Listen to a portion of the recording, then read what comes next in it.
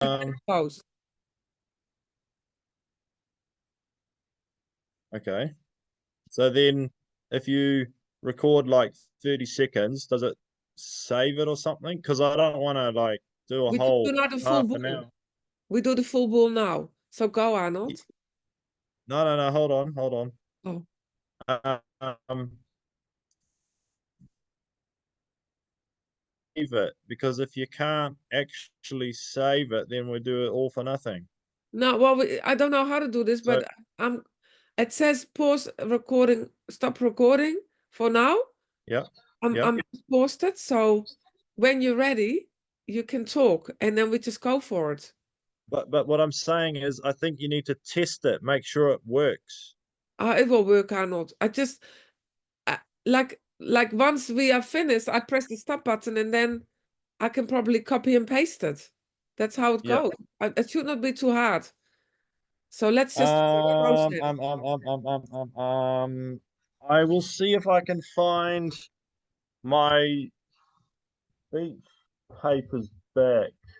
I thought I. So we just give ourselves a break to get our stuff then, and then I might print my ones out again, make them a bit bigger. Yeah. Maybe Well, we I do think the I have to. whole recording then.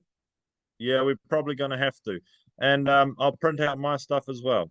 Yeah, okay then, that's cool. So Right. I'll see you in 10 minutes. okay, then we don't have many minutes left, but if Um. it started at Well, 12. I need. Well, we both need to print out our speeches, right? Well, I already have my speech, so I don't really have to, but I can wait for you. Okay. I'll have a quick look. Okay. Yeah, maybe you Give me might five still have them. 5 minutes. Yeah.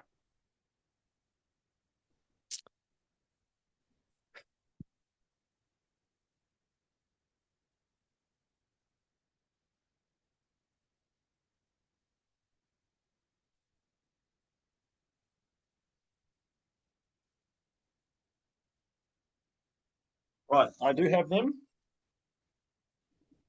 I'm just going to go to a different room so I can do it.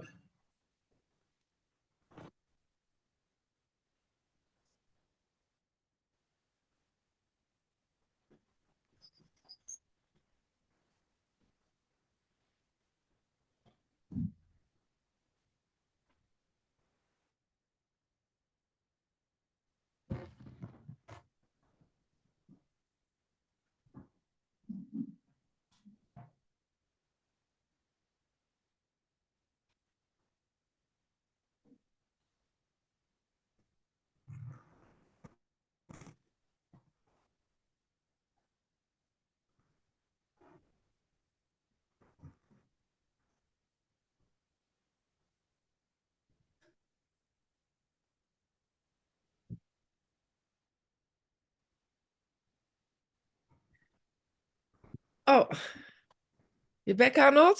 Hello. Yeah, I'm here. I'm here. Just give me 2 seconds to sort out my paperwork. Okay, then I might Uh, print my one up too. yeah. You get your paperwork. Yep. Go Otherwise, ahead. I could just click the video and I can talk. I can do that too. Shall I just do that? Or You do your pardon? talking and I just click on my videos because it's already there on the videos, as you can see. I just have to click on the videos. Oh, Maybe I do that, true, Arnold. true. Okay, hold on. I just need to get my timer out because I need to know sort of how long I've Yeah. got. Hey.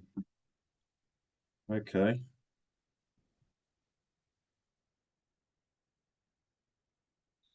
Oh, wish this is going to be terrible, but bear with me. Okay, just let me know when I'm ready to go. Okay. Okay. I just go and press the recording button again.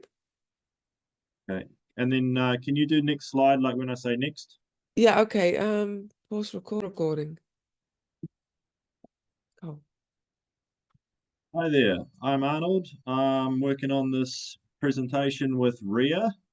Um, we'll be doing about the political system in New Zealand with its power relationships and aspects of its operation and branches and such like. So On this slide, we will be talking about the political system of New Zealand, which is also known as Parliament or government. We have the Westminster system, which originates in England. We had Parliament in New Zealand in 1854. That was in Auckland, but later it moved to Wellington in 1865, where it is still to this day.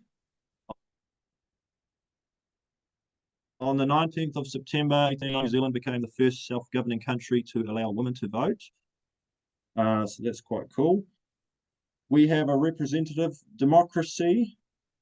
We have a mixed member proportional system. Voters are allowed 2 votes, one for the electorate and one for the party which they would like in government.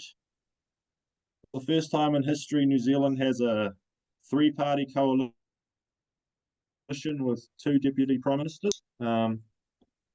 There are usually 120 seats in Parliament, but currently we have 123 with the overhang seats.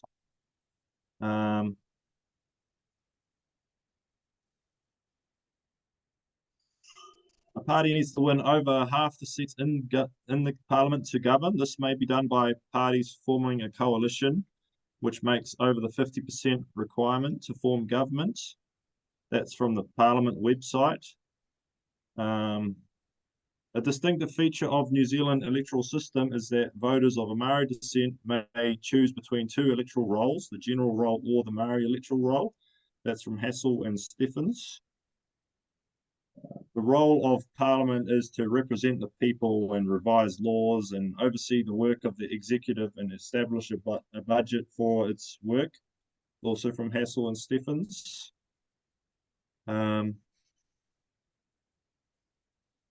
So then I'll talk about a bit of the branches of government, which is the executive, legislative, and judiciary. They are also known as the separation of powers from the Courts of NZ website.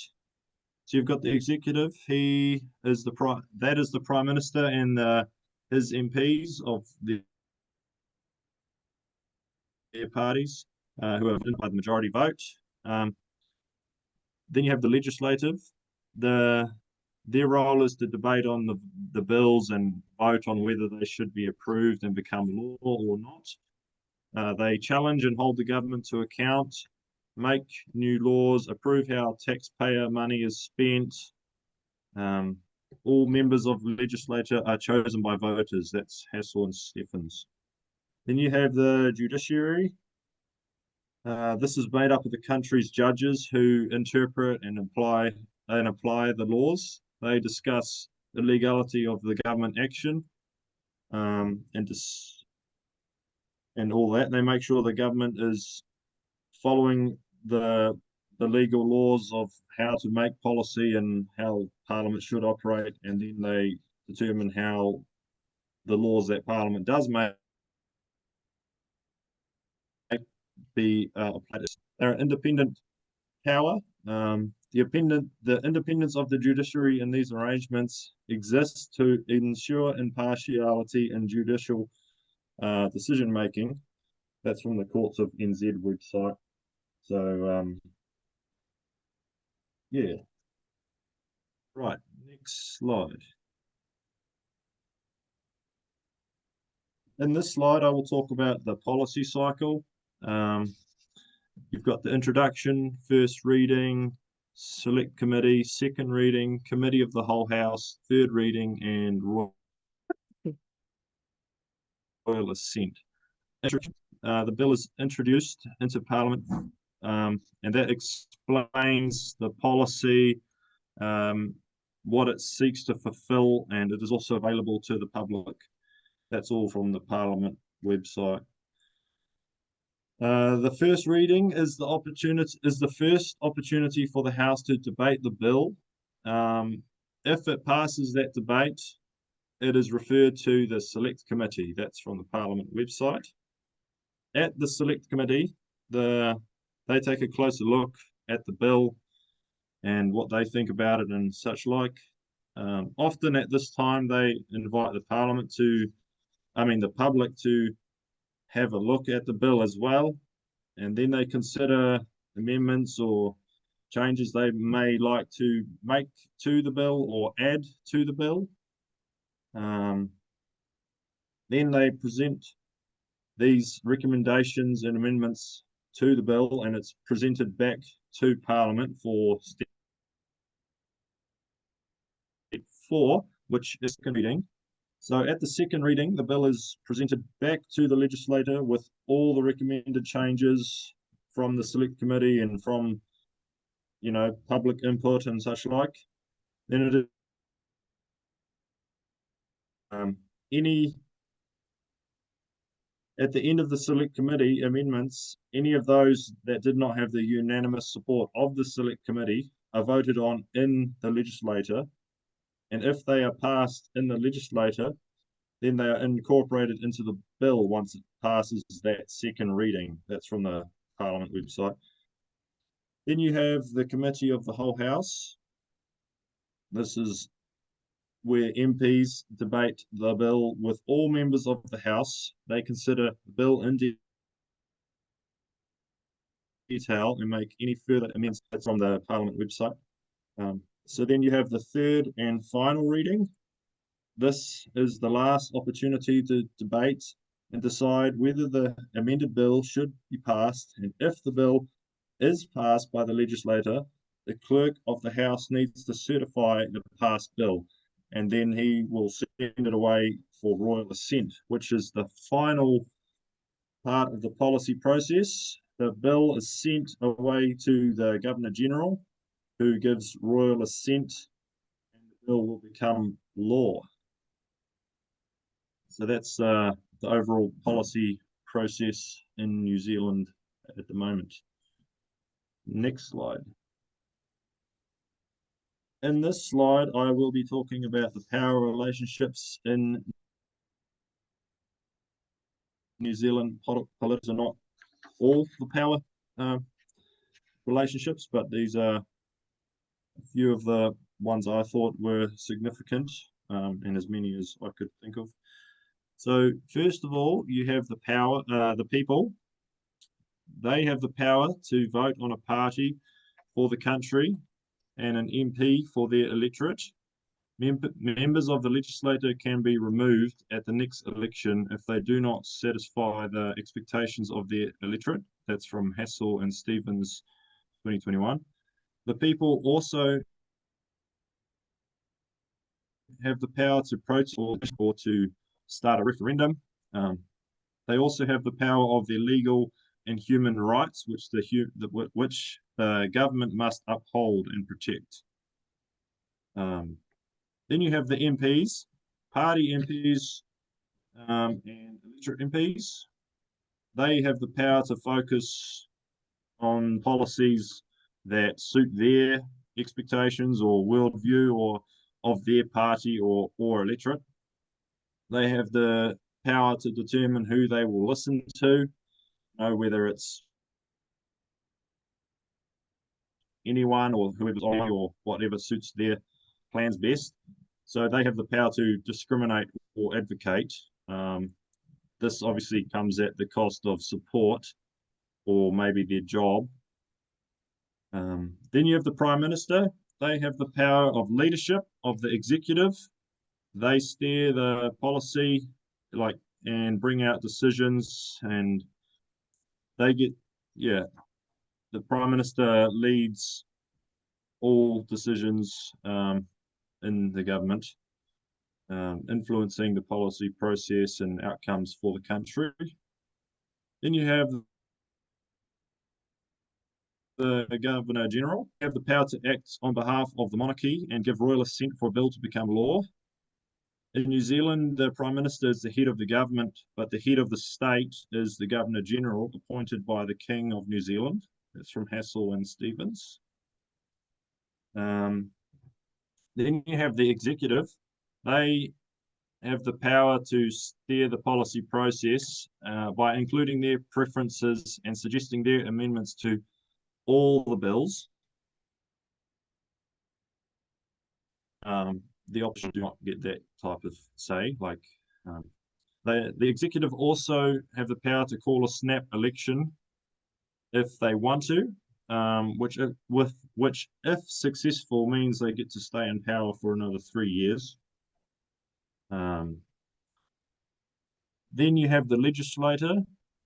They have the power to make and shape policy, which, if passed into law, the whole country must obey.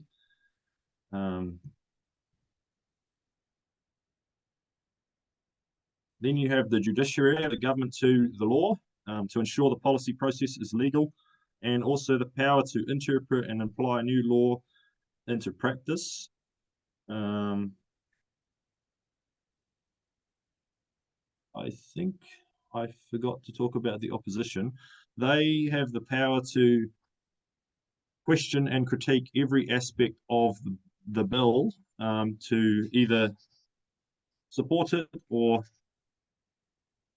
decline it. Then you've got the central government and local governments. The central government governs the whole country and decides which issues are most pressing and will be focused on in their policies. They have the power to decide how taxpayer money will be spent, and they decide on social and environmental issues. But they do give a bit of power to local governments, who are given the power to govern things like property rates, water supply, waste management, and such like. The key feature of the local government system is long-term planning. Each council must prepare a 10-year plan and review it at least every 3 years. That's from Read 2021.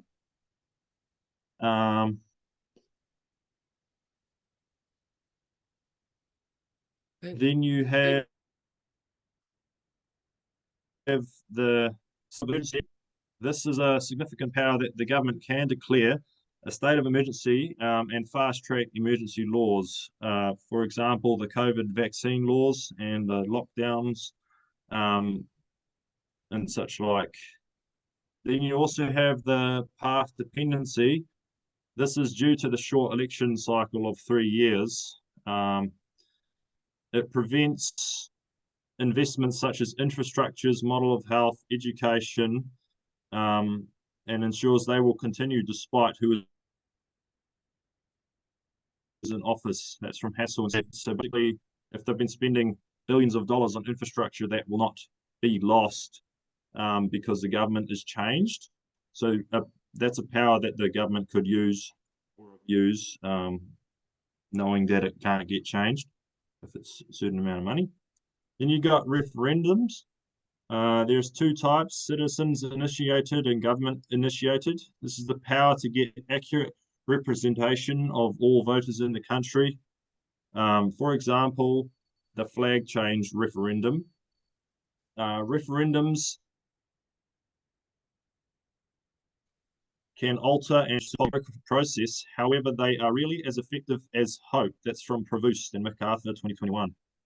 You got the 3-year election cycle. This is a power as the government is steering the country for 3 years. That's quite a bit of time to do quite a bit of things. But it's also a good thing because it keeps them accountable and on track, because otherwise they will get replaced at the next election. It means the government has a brief window to direct and implement change before the next election. That's from Prevost and MacArthur. This means the government usually focuses on quick fixes and easy wins to try and keep the confidence of their voters. Then you have the economy, which is businesses, trades, unions, corporations. They all have power because of the money they make, or economy, or the jobs they make, or the people they represent. These are all powers that the government must listen to. Finally, you have the law and media. The law has the power to ensure the government is operating legally, and they can hold a fair and democratic government. Finally, the media has a lot of power to sway the public by crafting the stories they publish and choosing which stories they publish and how they are portrayed to the public. Thank you. That's everything I have to say.